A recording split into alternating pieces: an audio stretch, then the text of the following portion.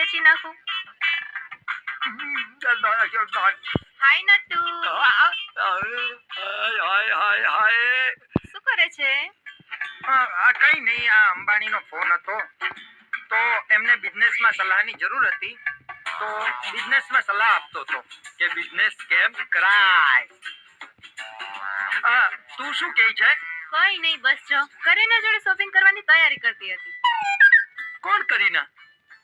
લે, કરીના કપૂર, પેલી સેફ વાળી.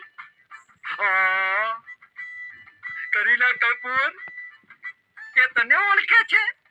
એ ઓળખે શું, અમારે છે ને ઘર જેવા સંબંધો છે, ઘર જેવા. અને જ્યારે બી એને ક્યાંક શૂટિંગમાં કે પાર્ટીમાં જવું હોય ને એટલે મને જ કોલ કરે કે હાલને મારી જોડે.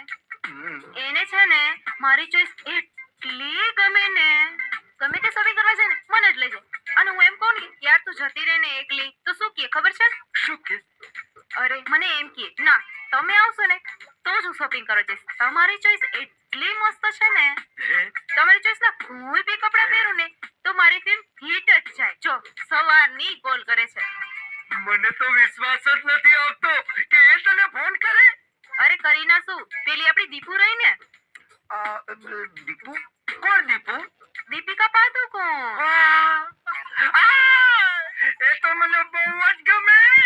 અરે જો 50 ફોન કરી ચૂકી છે અત્યાર સુધીમાં, મને 50 ફોન કરી ચૂકી છે. અને છે ને જ્યારે બી ફોન કરે તો એક જ વાત કરે, યાર પિંકી મેડમ તમારા કપડા મોકલી આપો ને, તમારા કપડા મોકલી આપો ને. લે એ વળી તને મેડમ કે? લે એમાં શું, મેડમ કે છે ને. અરે એ તો જ્યારે બી શૂટિંગમાં જાય ને એટલે મારા જ કપડા લઈ જાય. હમણાં જ ફોન આવ્યો હતો, મને કે મારે શૂટિંગમાં જવાનું છે, તમારા કપડા મોકલી આપો. તને ખબર હું હાથની કેટલી છૂટી. મેં કીધું કાંઈ વાંધો નહીં, 40-50 જોડી લઈ જા.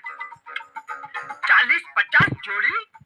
હા, અને ક્યારેક તો છે ને હું એને ફોન ય ન ઉપાડું. અને આપણે પેલા સલમાન, શાહરૂખ, રણવીર, હવે બસ હવે બહુ ખોટું ના બોલીશ. આહા, તું અમારી જોડે વાત કર એ બધું ઠીક, પણ હું કરીના જોડે શોપિંગ કરવા જાઉં તો હું જૂઠું બોલું છું. હું તો ખાલી ફેંકતો તો. હા તો હું ક્યાં સાચું કહેતી હતી, હું પણ ફેંકતી જ હતી. તું ફેંકો ને હું ફેંકું, શેર માથે સવા શેર. બહુ સારું.